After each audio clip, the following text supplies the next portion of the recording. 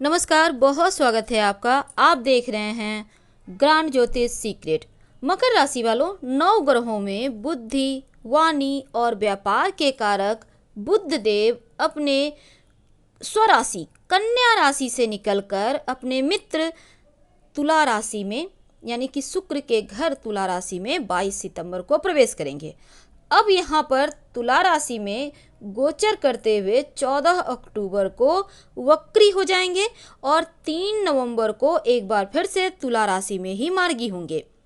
और यहाँ पर मार्गी अवस्था में रहते हुए पूरे 24 दिन के बाद 28 नवंबर को सुबह 7:02 पर वृश्चिक राशि में प्रवेश करेंगे। लेकिन तुला राशि में 22 सितंबर से 28 नवंबर तक रहकर आप मकर राशि वालों के जीवन पर क्या प्रभाव डालेंगे, आज हम आपसे यही साझा करेंगे। तो वीडियो के अंत तक बने रहें और ये प्रेडिक्शन चंद्र राशि पर आधारित है। देखिए, तुला राशि शुक्र की राशि है और शुक्र और बुध दोनों ही मित्र हैं। अब अगर बुध देव चूँकि अपने मित्र के घर आ रहे हैं और आपकी कुंडली में अगर बुध अच्छी स्थिति में है तो यकीन मानिए छप्पड़ फाड़ सफलताएं देंगे। लेकिन अगर गड़बड़ हैं तो उतने अच्छे फल नहीं मिलेंगे, पर मिलेंगे जरूर। लेकिन आप मकर राशि वालों, आपके जीवन पर इस परिवर्तन का क्या प्रभाव पड़ेगा, आइए विस्तार से जानते हैं। सबसे पहली बात तो मकर राशि वालों, आपके 10वें भाव में बुधदेव आएंगे। अब 10वें भाव को आपके कर्म का भाव कहा जाता है, कार्य क्षेत्र का भाव कहा जाता है। आपके अंदर नेतृत्व की जो क्षमता है उसके बारे में विचार किया जाता है। अब 10वें भाव में बुध के आने से आपके कर्म, आपके कार्य क्षेत्र, इसमें तरक्की होगी, क्योंकि अब बुध देव आपकी वाणी को और प्रखर करेंगे और आप अपनी वाणी के दम पर सब कुछ प्राप्त कर सकते हैं। लेकिन चाहना होगा, कोशिश करना होगा। अगर आप किसी संस्था से जुड़े हैं, यकीन मानिए आपका पदोन्नति भी हो सकता है। जो व्यापारी वर्ग हैं, बुध देव आपकी वाणी पर सरस्वती का निवास करवाएंगे और आप तमाम अधूरी योजनाओं को समय पे पूरा करेंगे। अगर आप अपने कारोबार को फैलाना चाहते हैं तो ये समय आपके लिए सर्वोत्तम है। और मकर वालों, आप अपने जीवन को, लाइफ स्टाइल को बेहतर करना चाहते हैं तो इस समय आपको पूरे फायदे भी मिलेंगे, पूरा समय मिलेगा। लेकिन सही समय पर सही डिसीजन लेना होगा, आपको थोड़ा सतर्क रहना होगा। तब आप, जैसे कि कोई मौका आपके हाथ से छूट ना जाए।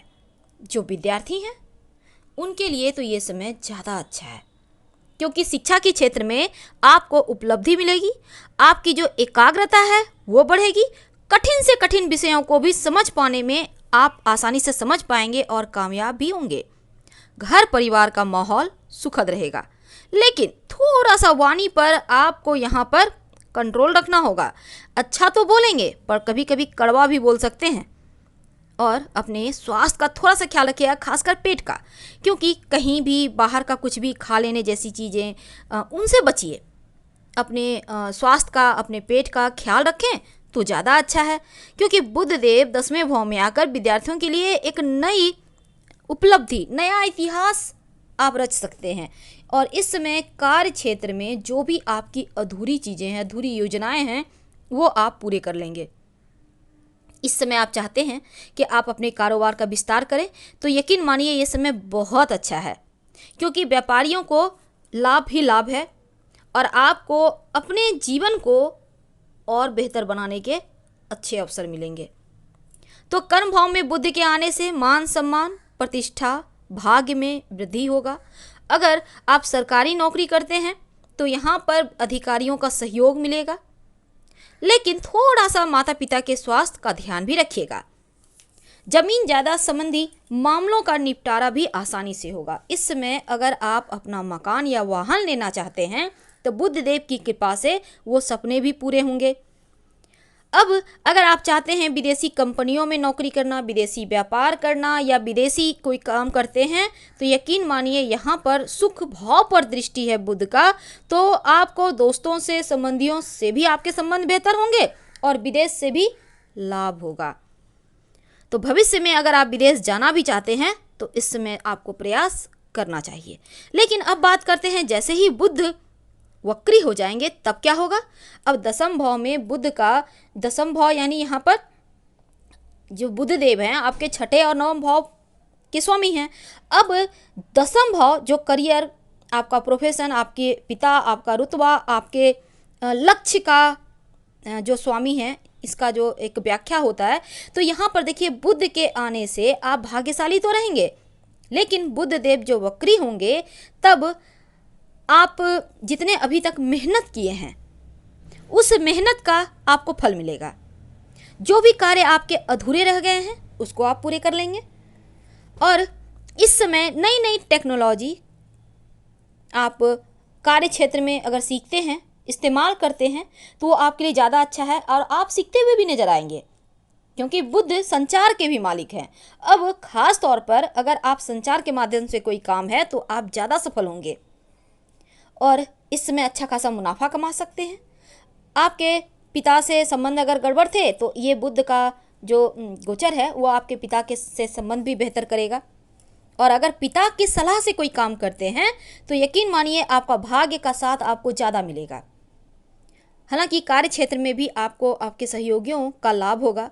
जो विद्यार्थी हैं, प्रतियोगिता परीक्षा की तैयारी कर रहे हैं, उनको सफलता मिलने के अवसर यहाँ पर मिलेंगे, क्योंकि कामयाबी आपके कदम चूमेंगे। लेकिन आपको मेहनत भी करनी है। अब ये नहीं कि मेहनत नहीं करेंगे बुध अच्छा फल देंगे तो हो गया, नहीं, मेहनत कीजिए।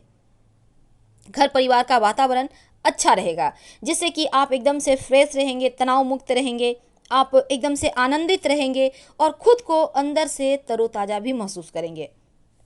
लेकिन दूसरी तरह अगर हम लव लाइफ या वैवाहिक जीवन की बात करें तो यहाँ भी खुशियाँ हैं, क्योंकि बुध देव हर तरफ से आपके जीवन में अच्छी चीज़ें करेंगे। पर दूसरी तरफ चूँकि प्रतिस्पर्धा का ज़माना है तो अचानक से आपके अंदर एक कॉन्फिडेंस आएगा। आप अपने राह में आने वाली तमाम बाधाओं को आसानी से पार कर लेंगे, आप बाहर निकल आएंगे और कार्य क्षेत्र पर आपको आपके जो सहयोगी हैं, सहकर्मी हैं, उनका भी साथ मिलेगा। कुल मिलाकर मकर वाले बड़े लकी रहने वाले हैं। और बुध देव को अगर आप और बेहतर बनाना चाहते हैं तो रोज़ शाम में कपूर जलाएं, पूरे घर में दिखाएं, या फिर कम से कम एक कपूर की टिकिया डाइनिंग एरिया में रख दें किसी चीज़ में, और जब वो ख़त्म हो जाए फिर से एक दूसरा टिकिया रख दीजिएगा। तो ये करने से भी आपके जीवन में सुगंध फैलेगा, आनंद आएगा। हम आपसे विदा लेते हैं। लाइव से मैच करें तब लाइक कर सब्सक्राइब करें। हर हर महादेव। धन्यवाद।